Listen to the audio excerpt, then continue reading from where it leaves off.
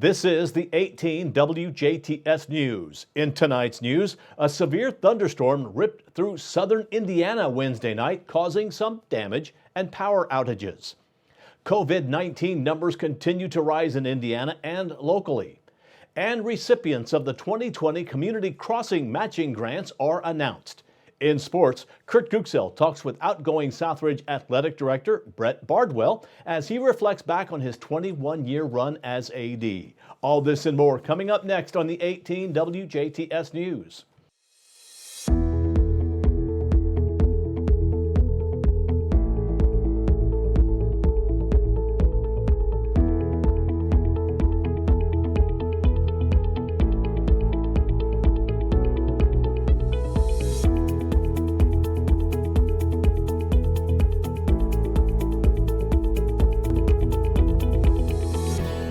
Thank you for tuning in. I'm Bill Potter with the WJTS News.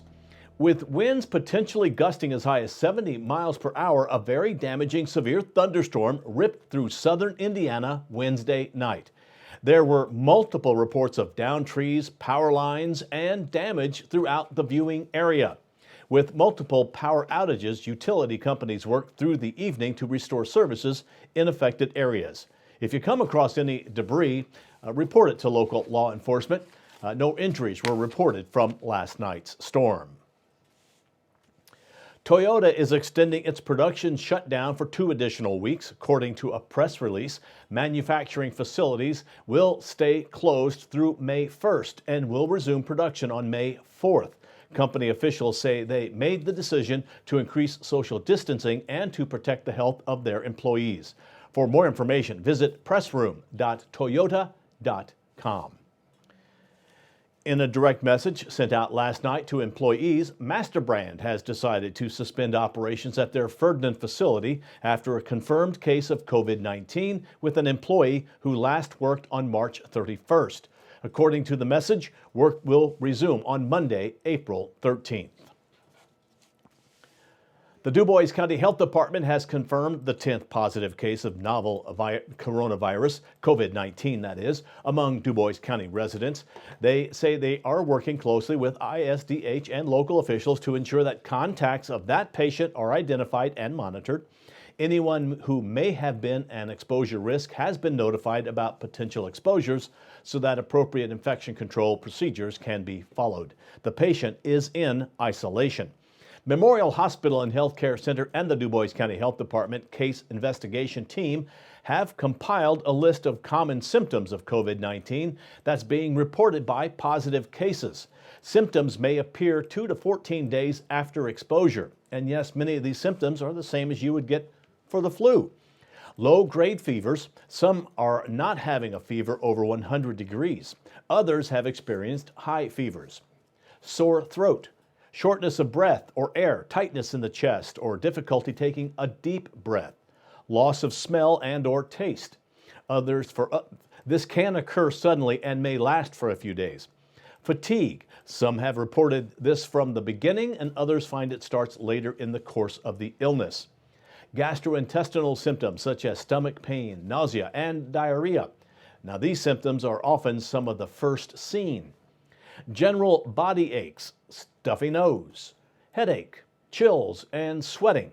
Some report no fever but instead have chills or sweating. Also a cough. Many report a dry cough.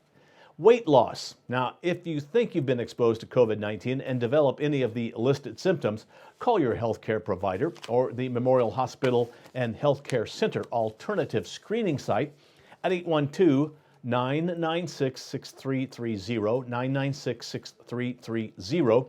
The hours of operation are 9 a.m. to 9 p.m. daily. The state's COVID-19 numbers have been updated. As of Thursday morning, the Indiana State Department of Health is reporting 6,354 positive cases, 245 deaths, and 32,133 individuals have been tested. Here are the numbers for the counties in our area. Dubois now with 10 cases, Spencer 1 case, Perry County now has 3 cases, Martin County 2 cases, Davies County 8 cases and 1 death, Orange County 12 cases and 2 deaths, Crawford 11 cases, Posey, 5 cases. Lawrence had 56 cases and 7 deaths. In Gibson, 4 cases. Warwick County, 30 cases. Vanderburgh County, 49 cases and 1 death. Benton and Pike counties are the only Hoosier counties that have no confirmed cases at this time. Well, how about some good news, or at least news that's not COVID-19 related? The recipients of the 2020 Community Crossing Matching Grant Program have been announced. Here are some of the local agencies receiving grant funding. Daviess County receives a total of $1 million. Du Bois County will receive a total of $1 million. The town of Ferdinand received $290,037.18. The town of French Lick received $1 million. The city of Huntingburg received $342,571.85. The city of Jasper receiving $264,162.50. Martin County received $989,436. Orange County receiving $962,613.75. Perry County receiving $1 million. The city of Petersburg received $142,874.89. The town of Shoals receiving $133,270.50. Spencer County to receive $1 million.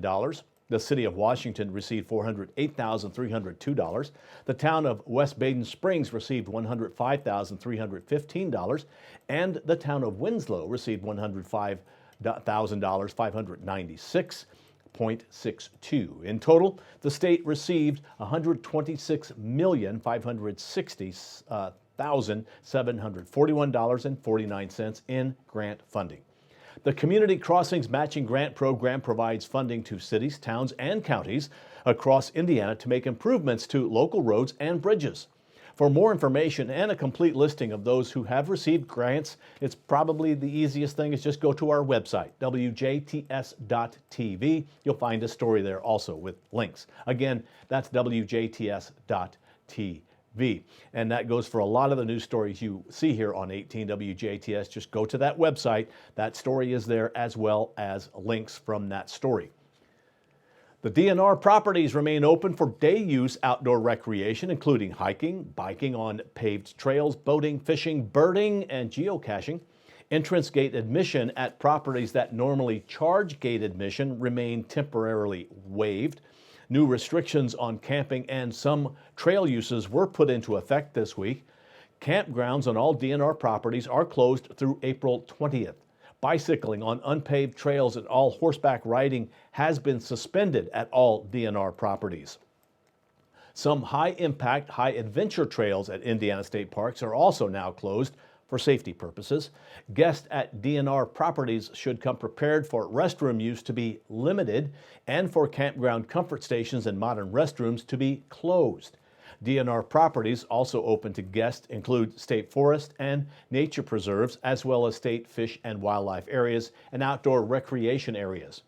A complete status list for facilities and services at DNR properties is available online at in.gov/DNR COVID-19.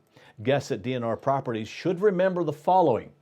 Please continue to practice social distancing at all times, particularly as you hike, picnic, or use boat ramps. Keep a minimum of 6 feet from you and other individuals for your safety and theirs. Keep your group size small. Fewer than 10 individuals is ideal. Restrooms are limited. All modern restrooms and most vault toilets are closed. Bring your own drinking water and hand sanitizer. If you picnic, bring and use a covering for your picnic table and take it with you when you leave. If a parking lot is full, move to another location. If you feel sick or are running a temperature, please plan the visit for a different day for the safety of other guests.